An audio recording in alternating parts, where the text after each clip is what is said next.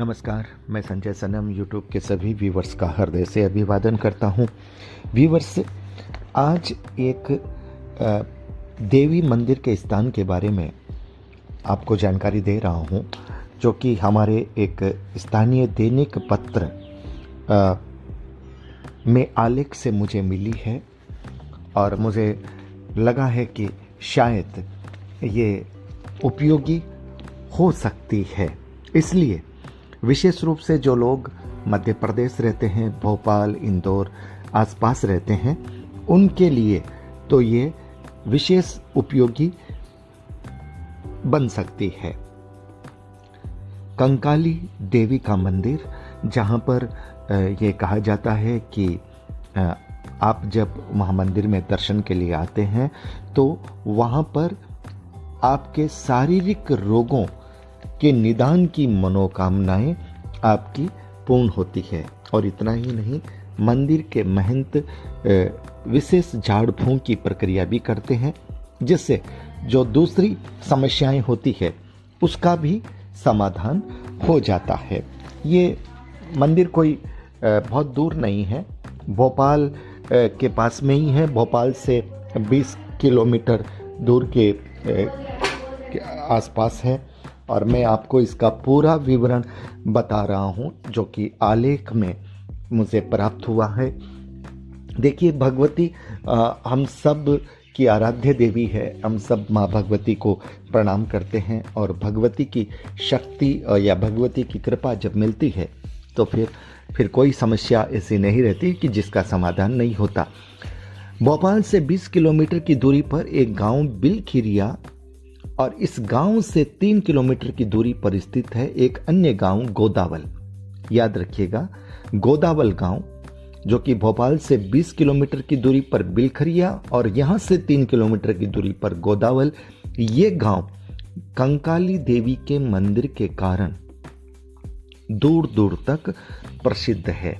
वर्ष भर लोगों का आना जाना लगा रहता है और आगंतुकों में दर्शन लाभ प्राप्त करने वाले भी होते हैं और स्वास्थ्य लाभ प्राप्त करने वाले भी होते हैं। और ये मंदिर बहुत प्राचीन है। मूर्तियां लगभग 12-13 ईस्वी पूर्व की है, जो पहले तो खुले आकाश के नीचे पूजी जाती रही। बाद में गांव के लोगों और भक्तों ने एक मंदिर का निर्माण कर दिया। मूर्ति के संबंध में भी बताया जाता है कि प्रधान महंत बाबा श्री मंगल दास त्यागी जी ये बतलाते हैं कि श्री श्री 108 ब्रजमोहन दास जी महाराज इस स्थान पर देवी की उपासना किया करते थे। एक बार उन्हें देवी ने सपने में दर्शन दिए और इस स्थान पर वे प्रकट हो गई और महाराज जी जो देवी की सेवा में जीवन पर्यंत लीन रहे और इसी स्थान पर समाधि ली।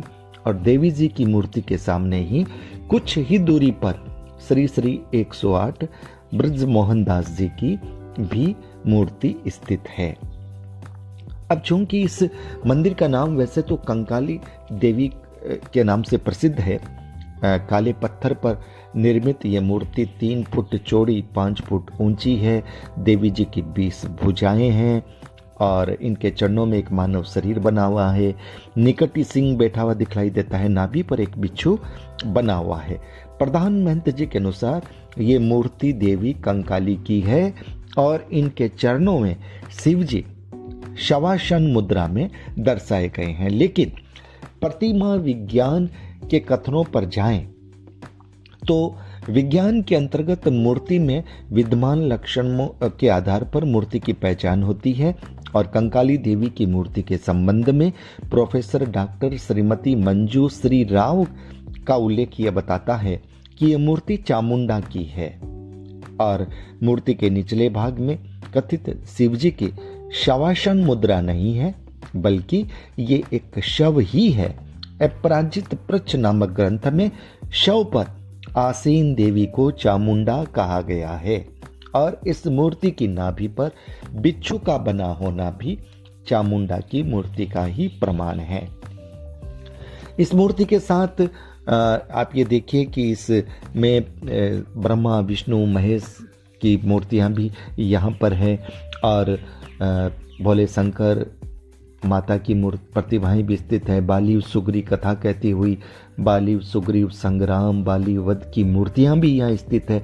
तो एक हिसाब से अगर देखा जाए तो मंदिर की प्राचीनता और मूर्ति के बारे में, चाहे वो कंकाली देवी जी का हो, चाहे वो चामुंडा का हो, हमारे लिए तो आराध्य भगवती का मंदिर है।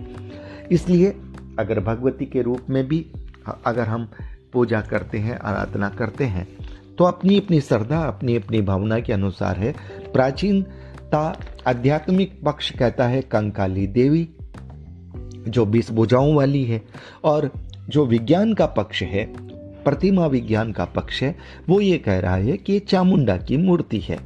अब चलिए, इस मंदिर में पहले बताया जाता है कि भैंसे की बलि दी जाती थी, लेकिन ये प्रथा अब बंद कर दी गई है। इस मंदिर के गर्भगृह में अखंड ज्योति बताया जाता है कि विगत 1 दशक से भी ज्यादा समय से जल रही है। मंदिर के निकट ही शासन द्वारा एक धर्मशाला का निर्माण किया गया है, यानी दर्शनार्थी रात्रि में विश्राम कर सकते हैं। चूंकि ग्रामीण क्षेत्र का यानी कुदरत के निकट का नजारा है, मंदिर भी है, आध्यात्मिक पक्ष भी है और कुदरत का हरियाली का माहौल भी है, इसलिए दर्शनार्थी प्रकृति प्रेमी भी यहाँ आते हैं, दर्शन भी होते हैं, और जिन्हें अपनी मनोकामनाओं की पूर्ति के लिए आना हो, वो अपने उस लक्ष्य के साथ आते हैं। दर्शनार्थियों के लिए भोजन व्यवस्था भी बताया जाता है कि निःशुल्क है। इस मंदिर में दर्शनार्थियों के अलावा कई प्रकार के रोगों से ग्रस्त रोगी भी आते हैं। ये बताया जाता है कि इन रोगियों का इलाज प्रधान महंत बाबा श्री मंगलदास त्यागी जी निःशुल्क करते हैं। निःशुल्क इलाज, और इसीलिए मैं इस आलेख को, जो कि संजय हिना जी के द्वारा लिखा गया है, मैं इस आलेख को आपके सामने प्रेषित कर रहा हूं। और ये देखिए, यहाँ पर यह भी लिखा गया है कि प्रधान महंत द्वारा की जाने वाली अविश्वसनीय झाड़ फूंक को देख करके हैरत होना भी स्वाभाविक है। हो सकता है कि झाड़ फूंक की भी अपनी अपनी जो है वो होती है, शैली होती है, और यहाँ की शैली को देख करके हो सकता है लोगों के मन में थोड़ा कौतूहल आ जाए। एक बात इसमें और कही गई है कि पास ही में स्थित प्राकृतिक रूप से निर्मित एक कुइया के जल को पेट के लिए अति लाभकारी माना जाता है। यहाँ पर विभिन्न प्रकार के धार्मिक अनुष्ठान आयोजन वर्षों से लगातार किए जाते हैं। नवरात्रि के समय भागवत पुराण व देवी पुराण का वाचन भी किया जाता है। प्रतिवर्ष 8 से 16 फरवरी तक शतचंडी यज्ञ चलता है, जिसमें लाखों की संख्या में दूर दराज के धर्म प्रेमी लाभ प्राप्त करने आते हैं। प्रतिवर्ष दशहरे के अवसर पर भव्य झांकी लगाई जाती है, विशाल मेला लगता है। कंकाली देवी जी का मंदिर धार्मिक भावना, आस्था और विश्वास का केंद्र है। यह आलेख ये कहता है कि इस मंदिर में शारीरिक रोगों से लाभ की प्राप्ति होती है, यानी इस मंदिर में जो लोग अपनी मनोकामना पूर्ण करने के लिए आते हैं, उनके लिए विशेष रूप से जिसको कोई शारीरिक तकलीफ है, उसकी मनोकामना विशेष रूप से यहाँ पूर्ति होती है। और चूंकि ये भी कहा गया है कि महंत जी झाड़ फूंक करते हैं, तो ये हो सकता है ये उस शारीरिक जो समस्या है उसके उपचार की ये कोई अपनी प्रक्रिया है, और उस प्रक्रिया के अंतर्गत भक्तों को जो है निदान मिलता है। तो व्यूअर्स याद रखिएगा, रायसेन मुख्य मार्ग पर भोपाल से 20 किलोमीटर की दूरी पर एक गांव बिलखरिया, और इस गांव से 3 किलोमीटर की दूरी पर स्थित है एक अन्य गांव गोदावल, यानी भोपाल के पास में है। मध्य प्रदेश की राजधानी भोपाल, और भोपाल के तकरीबन 23 किलोमीटर की दूरी पर ये गोदावल गांव, जो कंकाली देवी के मंदिर के नाम से प्रसिद्ध है और प्रकृति प्रेमी भी आते हैं, प्राकृतिक वातावरण का आनंद उठाते हैं और श्रद्धा के अनुसार लोग माँ के दर्शन करने आते हैं। तो एक पंथ दो काज होते हैं, और जिनको अपनी मनोकामनाओं की पूर्ति के लिए आना है, विशेष रूप से शारीरिक रोगों से निजात के लिए, उनका भी तांता यहाँ पर लगा रहता है। इस मंदिर में मूर्तियाँ 12 से 13 ईस्वी पूर्व की यानी प्राचीनता है, बहुत बड़ी प्राचीनता है। संदर्भ भी जुड़े हुए हैं, और जो वैज्ञानिक पक्ष है वो इस मंदिर को माँ चामुंडा का मंदिर मानता है।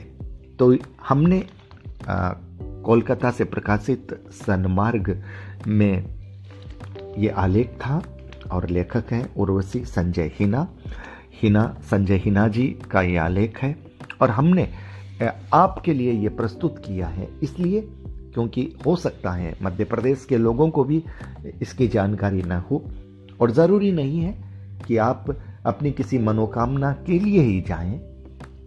बिना मनोकामना के भी देवी का मंदिर है, हम दर्शनों के लिए भी जा सकते हैं, और दर्शनों के साथ साथ प्राकृतिक जो वातावरण है, कुदरत की गोद में जो स्वस्थ हवा, स्वस्थ ऑक्सीजन और स्वस्थ वातावरण जो मन को प्रफुल्लित करता है, उसके लिए भी जा सकते हैं। तो व्यूअर्स, ये जानकारी आपको कैसे लगी? ये पहली बार है कि मैं इस तरह से जो मेरे पास जानकारी आई, मुझे लगा कि हो सकता है आप लोगों के लिए उपयोगी हो जाए, और कम से कम इतना तो होगा ही कि भगवती के दर्शन के लिए अगर आप जाएंगे, और ये माध्यम अगर जानकारी देने का माध्यम अगर मैं बन गया कहीं ना कहीं, तो मुझे भी अच्छा लगेगा कि हाँ, इस जानकारी की वजह से आप भगवती के मंदिर में गए हैं, भगवती के प्रति आपकी आस्था और बनी है, और मंदिर में आपने दर्शन किए हैं। देखिए, मंदिरों में हमारे अपने मंदिर हैं, हमारे अपने शक्ति के धाम हैं, वहाँ पर आना जाना हमें करना चाहिए, और बहुत ही निष्ठा के साथ, श्रद्धा के साथ वहाँ पर आर्थिक जो योगदान है वो भी देना चाहिए, ताकि हमारी जो ये आध्यात्मिक परंपराएं हैं, हमारी जो संस्कृति है, ये जिंदा रहे। जिंदा इसलिए रहे कि वैसे तो भावनाओं से हमेशा ही जिंदा रहेगी, इसमें तो कहीं कोई विडंबना आने वाली है ही नहीं, लेकिन अगर आर्थिक रूप से मजबूती रहेगी तो वहाँ की देखरेख अच्छी होगी, वहाँ की व्यवस्थाएं अच्छी होगी, जो लोग जाएंगे उनको भी समुचित व्यवस्थाएं मिलेगी। तो व्यूअर्स, आपको ये मेरा प्रयास कैसा लगा? क्या आप चाहते हैं कि इस तरह का प्रयास भी मैं निरंतर करता रहूं? तो कमेंट बॉक्स पर आकर के अपनी बात कहिएगा, वीडियो को लाइक और शेयर कीजिएगा। बहुत बहुत आभार, नमस्कार। चैनल पर नए आए हैं तो चैनल को सब्सक्राइब करना मत भूलिएगा, चैनल को ज्वाइन भी कीजिएगा। बहुत बहुत आभार, नमस्कार। जय माँ भगवती।